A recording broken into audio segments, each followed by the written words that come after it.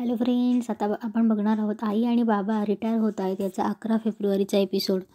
सीमा रिक्षातनं उतरते आणि कुठल्या तरी ऑफिसमध्ये जाते. तेव्हा शुभा पण तिच्या पाठीपाठी रिक्षातनं उतरते आणि सीमाच्या मागे जाते. इकडे समीर रस्त्यावर चालत असतो तेव्हा त्याला गाडी एक धडकणार. तेवढाच समीरला बघून गाडी थांबते. तेव्हा गाडीवाला बोलतो, ए बाबा, तुला माझ्यासमोरच मरायचं आहे का? मरायचं असेल तर दुसरीकडे जाऊन मर ना. तेव्हा गाडीवाला गेल्यावर समीर मनातल्या मनात बोलतो, काय करू नोकरी गेल्यावर कळल्यावर आईबाबांना कसं वाटेल? कुठल्या तोंडाने त्यांना सांगू की ज्या मुलाने आता तुमची काळजी घ्यायची तो मुलगा बेरोजगार झाला. आता ज्याने आता तुमचा भार स्वतःच्या डोक्यावर घ्यायचा तो आता तुमचा भार झालाय. इकडे सीमा नारडा सरांना भेटायला येते. तेव्हा नारडा सर बोलतात की आधी माझे पैसे द्या. तेव्हा सीमा बोलते पैसे खर्च झाले. तेव्हा नारडा सर बोलतात, काय 10 लाख रुपये? एका दिवसात 10 लाख रुपये खर्च झाले? तेव्हा घमंडे बोलतात, अहो केलं काय एवढ्या पैशांचं? तेव्हा सीमा बोलते, हे बघा, मी तुमचे पैसे तुम्हाला परत करेन, पण मला थोडा वेळ द्या. तेव्हा नारडा बोलतात, अहो तुम्हाला मुदत देताच आम्हाला एवढी वेळ आलेली आहे. ह्या घमंडेंना काही सांगून गुंडाळलं असेल तुम्ही, पण मी त्यातला नाही आहे. मला पैसे हवे आज आत्ता. तेव्हा सीमा बोलते, आज आत्ता मी कुठून आणू पैसे? तेव्हा नारडा बोलतात की याचा विचार तुम्ही पैसे उडवताना करायला हवा होता. नारडा सर बोलतात, मला जर आज माझे पैसे मिळाले नाहीत तर मी पोलिसात जाईन आणि पोलिसात कंप्लेंट केल्यावर काय होईल याची जबाबदारी माझी नाही. कळतंय ना तुम्हाला मी काय सांगतोय ते? तेव्हा तिथे शुभा येते आणि बोलते, तुम्ही काय सांगताय? तुम्हाला कळतंय का मिस्टर नारडा?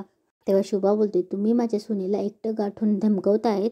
मी जर तुमच्या विरुद्ध पोलिसात तक्रार केली तर तुमचं काय होईल याची कल्पना आहे का तुम्हाला? तेव्हा घमंडे शुभाची ओळख करून देतात मिसेस किल्लेदार म्हणून. तेव्हा शुभा बोलते की मी शुभांगी यशवंत किल्लेदार. तुम्ही अत्यंत चुकीचं वागताय मिस्टर नारडा. तेव्हा तो बोलतो की काय चुकीचं वागतोय? तेव्हा शुभा बोलते की आधी तुम्ही माझ्या सोनीला धमकवताय, नंतर नवीन घरासाठी तिला प्रवृत्त केलं. तेव्हा घमंडे बोलतो, टाळी एका हाताने वाजत नसते मॅडम. तेव्हा शुभा बोलते, माहिती आहे मला. तेव्हा शुभा बोलते, माहिती आहे मला, चूक सीमाची नाही असं म्हणणंच नाही माझं, पण तुम्ही तिला वेगवेगळे आमिष दाखवले. वेगवेगळे आमिष दाखवून घराचे पेपर्स चोरायला सांगितले. तेव्हा शुभा बोलते, अहो मिस्टर नारडा, स्वतःला एवढे मोठे बिझनेसमॅन समजताना लाज नाही वाटत तुम्हाला? लोकांना नव्या घरांची आमिष दाखवता आणि त्यांना त्यांच्याच घरातल्या लोकांसोबत विश्वासघात करायला लावतात. हे असं एका स्त्रीला एकट्यात बोलून धमकवता. याविरुद्ध मीच तुमच्या विरोधात पोलीस कंप्लेंट करेल. एक गोष्ट विसरू नका मिस्टर नारडा, गुन्हा करणाऱ्या इतकाच गुन्हा करायला प्रवृत्त करणाराही जबाबदार असतो. आणि तुम्हाला काय वाटतं, ही एकटी आहे? माझी सून आहे ती, मी आहे तिच्या पाठीशी. भले ती कितीही चुकीचं वागली असेल, मला तिचं वागणं अजिबात पटलं नसेल, पण बाहेरच्या बदमाश लोकांपासून तिला वाचवायचं असेल ना तर मी आकाश पाताळ एक करेल. इकडे समीर ऑफिसच्या नावाखाली राहून बाहेर निघालेला असतो आणि एका गार्डनमध्ये जाऊन बसलेला असतो. तेव्हा समीरला यशवंतचा फोन येतो आणि विचारतो की आहेस कुठे तू? आई कुठे जाणार होती का? तेव्हा समीर बोलतो, नाही मला नाही माहीत, काय झालंय का? तेव्हा यशवंत बोलतो, अरे घरात नाही आहे ती आणि मला काही बोलली नाही जाताना, म्हणून म्हटलं तुला माहिती असेल तर. तेव्हा समीर बोलतो, नाही गेली असेल ना तिथेच कुठेतरी. यशवंत बोलतो, मी एक औषध आणलं होतं ते तिने कुठे ठेवलंय सापडत नाही म्हणून मी फोन केला होता. तेव्हा समीर बोलतो, हां ऐकून असेल आलं तिला, थोड्या वेळात तुम्ही परत फोन करून बघा. तेवढ्यात चणे घ्या चणे असा आवाज फोनमधून यशवंतला जातो. तेव्हा समीर थोडा गांगरतो आणि बोलतो, नाही मी ऑफिसमध्येच आहे, तिथे चणे बेणे कोणी नाही आहे. तेव्हा समीर चणेवाल्याला बोलतो, नको आहे चणे, आणि बाबांना पटवण्याचा प्रयत्न करतो की नाही बाबा मी ऑफिसमध्येच आहे, पण मी खिडकीत आहे ना, चणेवाला बाहेर आहे. तेव्हा यशवंत बोलतो, अरे वा कमाल आहे, ऑफिसमध्ये पण यायला लागले चणेवाले. तेव्हा समीर सावरून घेतो की आम्हाला ऑफिसच्या लोकांना चणे खायची सवय लागली आणि म्हणून ते चणेवाल्याला बोलत असतात. तेव्हा समीरला खूप गिल्टी वाटतं आणि तो बोलतो फोन ठेवल्यावर, सॉरी बाबा, आयुष्यात पहिल्यांदा खूप खोटं बोललोय तुमच्याशी, खरं सांगायची हिंमत नाही हो माझ्यात. इकडे नारडा बोलतो की हे बघा किल्लेदार, तुम्हाला गोष्टींचा सिरियसनेस कळत नाही आहे. तेव्हा शुभा बोलते, नाही मिस्टर नारडा, तुम्हाला गोष्टींचा सिरियसनेस कळत नाही आहे. तेव्हा मध्येच सीमा बोलते, आई मी. तेव्हा शुभा सीमावर ओरडते, सीमा मी बोल म्हणेपर्यंत तोंडातून एक शब्दही काढायचा नाही, कळलं? तेव्हा शुभा बोलते, हां मिस्टर नारडा, तुम्ही काय बोलत होतात? तेव्हा नारडा बोलतो की प्रश्न 10 लाखांचा आहे, एवढी छोटी रक्कम वाटली तुम्हाला? तेव्हा शुभा बोलते, अहो मिस्टर नारडा, आम्हाला पैशांची किंमत कळते. एवढी मोठी रक्कम आमच्या डोक्यावर असेल ना तर आमची रात्रीची झोप उडेल. आम्ही मध्यमवर्गीय माणसं आहोत. तेव्हा नारडा बोलतो, हो ना, मग द्या आमचे पैसे परत. तेव्हा शुभा बोलते, असते तर दिले असते. ती म्हणते ना ते पैसे तिने खर्च केले आहेत, माझं आहे काय का? सीमाने चूक केली ती मला मान्य आहे, आणि एक गोष्ट विसरू नका मिस्टर नाडा, चूक तुमची आहे. तुम्ही तिला ते कागदपत्र चोरायला प्रवृत्त केलं धमक्या देऊन. मला एक गोष्ट कळत नाही, ना घर ते सीमाच्या नावावर आहे, ना या जमिनीवर उभी ती जमीन. आमची दोघं घरं माझ्या आणि माझ्या पती यशवंत किल्लेदार यांच्या नावावर आहेत. आमच्या संमतीशिवाय तुम्हाला या कागदपत्रांचा काय उपयोग होणार होता? नाही मिस्टर नारडा, तुम्ही व्यवहार चुकीचा केलाय. जी गोष्ट सीमाच्या नावावरच नाहीये त्याचा व्यवहार तुम्ही कुठल्या हक्काने करत होतात? तेवढा नारडा मनात बोलतो की या सुनेपेक्षा सासू जास्त कामाची आहे, तिच्या घरावर 2 नावे म्हणते बोलते, तर आता हिचं ऐकलं तर पुढे आपल्याला फायदा करून घेता येईल. तेव्हा नारडा बोलतो, अहो मॅडम, माझे पैसे अडकले, ही गोष्ट तर खरी आहे, ते द्यावेच लागेल तुम्हाला.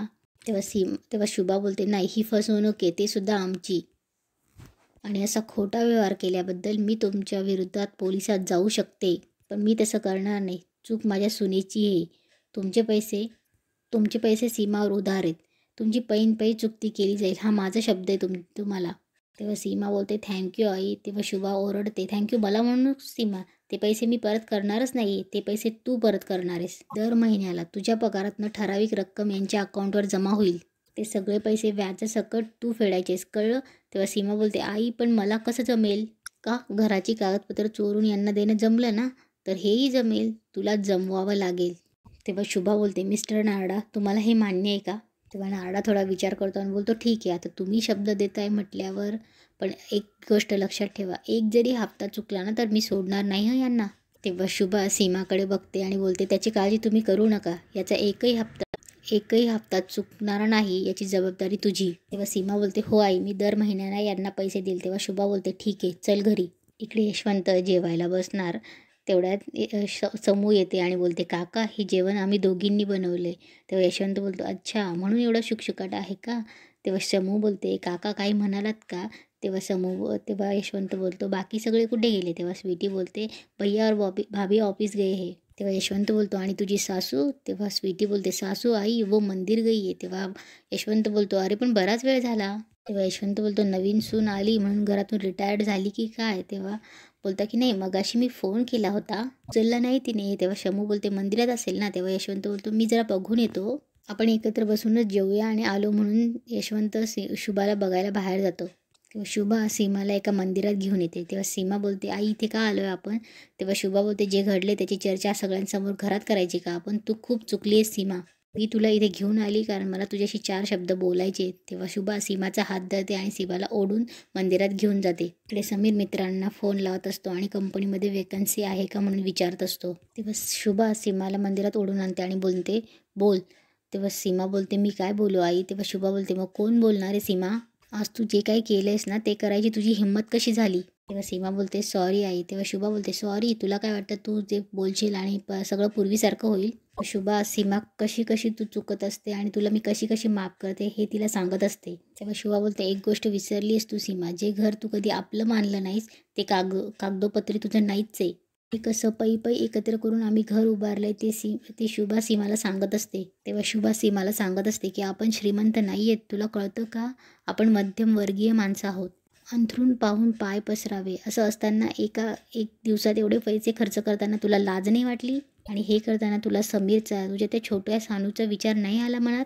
सानूला मोठ्या फॉरेन ट्रिपची गरजच नाही आहे. सानूला गरज आहे ती चांगल्या संस्काराची. सानूला गरज आहे की तुझ्या आणि समीरच्या प्रेमाची, चांगल्या शिक्षणाची. उगाच सानूचं नाव पुढे करून तुझ्या चुकांवरती पांघरून घालण्याचा प्रयत्न करू नकोस सीमा. स्वतःची स्वप्न पूर्ण करणं ही चूक नाहीच आहे, पण त्यासाठी चोरी करणं, चुकीच्या मार्गाने जाणं हा गुन्हा आहे.